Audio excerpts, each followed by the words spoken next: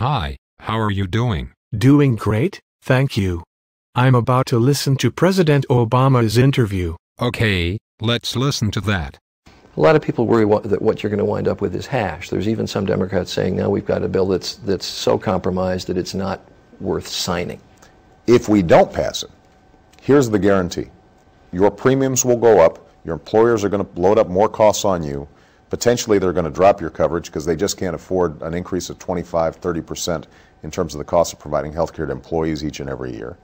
And the federal government will go bankrupt because Medicare and Medicaid are on a trajectory that are unsustainable, and this actually provides us the best chance of starting to bend the cost curve on the government expenditures of Medicare and Medicaid. So anybody who says that they are concerned about the deficit, concerned about debt, concerned about loading up taxes on future generations, you have to be supportive of this health care bill, because if we don't do this, nobody argues with the fact that health care costs are going to consume the entire federal budget. Wow, so the government is running out of money. I don't agree with what the president just said. The federal government can never go bankrupt. Is that true? Yes, the federal government can always make any and all payments in its own currency, no matter how large the deficit is. Because the US dollar is a sovereign currency. What is sovereign currency? A sovereign currency is the one that is floating, and the federal government is the monopoly issuer of the currency.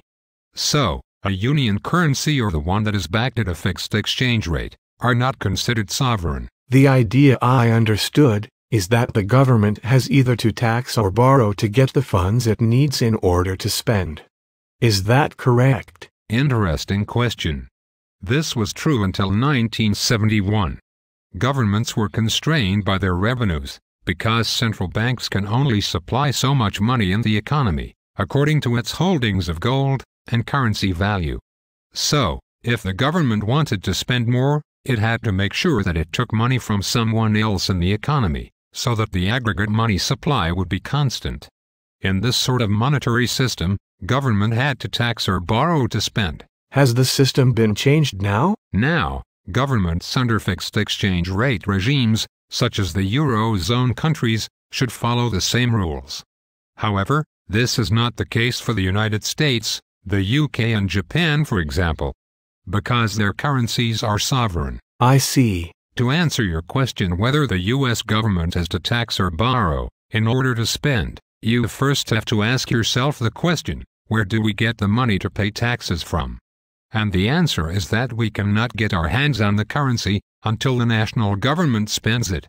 Spending is the prior act in the modern monetary system. Taxing and borrowing are following acts. So, what is the purpose of taxes? By imposing tax regulation and announcing it will only accept dollars in payment of taxes, the federal government creates demand for its dollars. That's why it's called tax-driven money. But how does the government actually spend in this framework? The government doesn't need the tax revenues to make its payments. For example, when the government pays my Social Security payment, it just changes the number in my account. Is the tax payment process the same? Yes, when you pay your tax, the government doesn't get gold coins into a bucket at the Fed. It just changes numbers in accounts. So, why do we always hear politicians saying how we are going to pay for it? It could be that they believe the government is just like any household, who needs to get the US dollars in order to spend. Or they might think that the US government is like Greece or Spain. But in fact, those countries are very different, because they gave up their own currencies. So they became budget constrained. Can you see why it makes no sense at all to think the government has to get money by taking in order to spend? Yes. But if this is the way the government spends, why does it sell bonds? The purpose of selling bonds is not to finance government spending, but to drain excess reserve from the banking system in order to maintain positive Fed funds rate. But is it true that government spending is going to affect our savings that could be used for investment? Here's how it works. The amount of US dollar deficit exactly equals monetary saving for the private sector. So, government deficit add to our saving, which is a basic national income accounting fact. Okay. So when the government runs a budget deficit, we become in surplus? Right. Budget deficits add financial assets to the private sector, providing the demand for goods and services that have allowed us to maintain income growth. And that income growth has allowed us to save and accumulate financial assets at far greater rate than what we could have been able to without the deficits. Can you give me an example to clarify this issue, please? Sure. If the government deficit last year was $1 trillion, this means that the net increase in savings for the private sector is exactly $1 trillion. When accountants debit the government account, they also credit the private sector account. Because government deficit is the private sector surplus. That makes sense. So when government account goes down, some other account goes up by the same amount. Exactly. What about the austerity policies in the United States? Because some economists argue that it is necessary. For a government and economy like the U.S., with both trade deficit and substantial output gap, evidenced by high unemployment, a policy of deficit reduction, aiming toward budget surpluses, is destructive, and will only push the economy further into recession or depression. Really? Yes. Such a reducing deficit plan is one that must remove net financial assets from households and firms every year the plan is pursued. Eventually, if pursued for long enough, declining financial assets will increase the output gap by lowering aggregate demand and causing both labor and capital to deteriorate, thus reducing the productive capacity of the economy and the government's ability to produce outputs of real social value. Now, I started to understand this issue.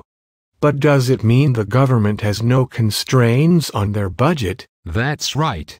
There is no constraints on government like the U.S., except those self-imposed by the Congress.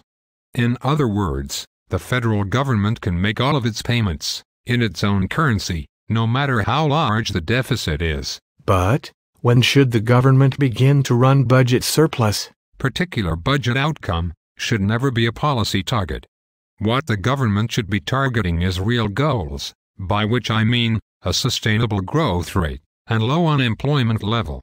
Public policy should be devoted to make sure that there are enough jobs, that poverty is eliminated, that the public health and public education systems are first class. Deficits can be too large, just as they can be too small, and the aim of government is to make sure that the available productive capacity is employed. The problem with what you say is that we are leaving our debt burden on the next generations. Am I right? This is not true. Because there is no financial burden on money monopolist issuer. The cumulative U.S. budget deficit is still very far below the World War II deficit that got the economy out of depression.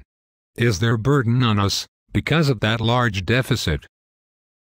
When we operate at less than the potential, then we are depriving our children from infrastructures we could be producing. Also, when cut back our support of education, we are depriving the next generation from the knowledge they need.